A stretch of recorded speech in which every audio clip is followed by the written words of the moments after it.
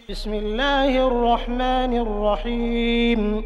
ألف لام ميم. تنزيل الكتاب لا ريب فيه من رب العالمين. أم يقولون افتراه بل هو الحق من ربك لتنذر قوما ما أتاهم من نذير من قبلك لعلهم يهتدون. الله الذي خلق السماوات والأرض وما بينهما في 6 أيام ثم استوى على العرش ما لكم من دونه من ولي ولا شفيع أفلا تتذكرون. يدبر الأمر من السماء إلى الأرض ثم يعرج إليه في يوم كان مقداره 1000 سنة مما تعدون. ذلك عالم الغيب والشهادة العزيز الرحيم الذي أحسن كل شيء خلقه وبدأ خلق الإنسان من طين ثم جعل نسله من سلالة من ماء مهين ثم سواه ونفخ فيه من روحه وجعل لكم السمع والأبصار والأفئدة قليلا ما تشكرون.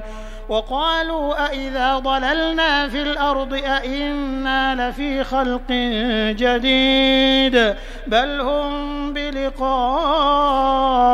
ربهم كافرون.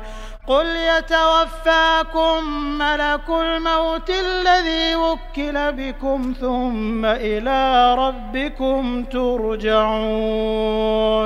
ولو ترى إذ المجرمون ناكسوا رؤوسهم عند ربهم ربنا أبصرنا وسمعنا فارجعنا نعمل صالحا إنا موقنون.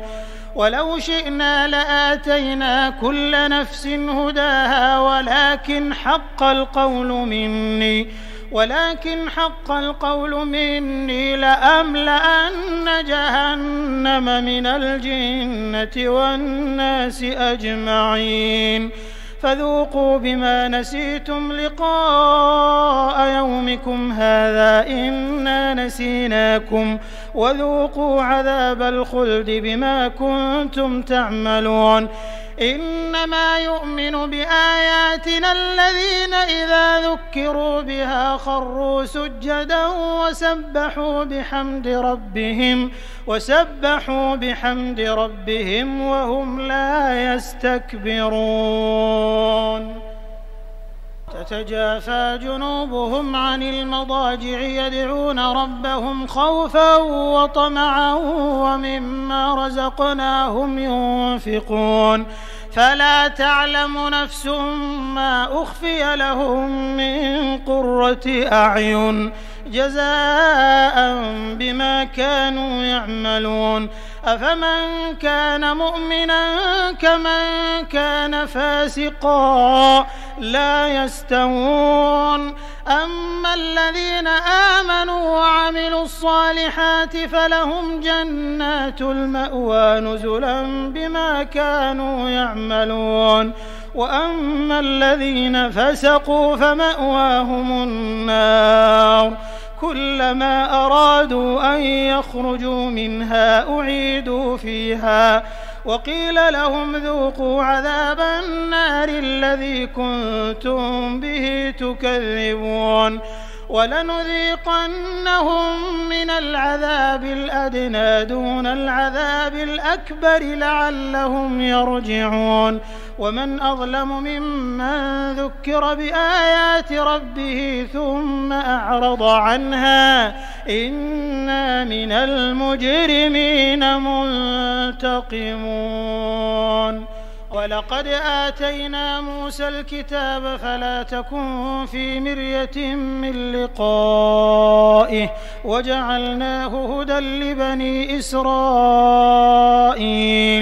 وجعلنا منهم أئمة يهدون بأمرنا لما صبروا وكانوا بآياتنا يوقنون. إن ربك هو يفصل بينهم يوم القيامة فيما كانوا فيه يختلفون.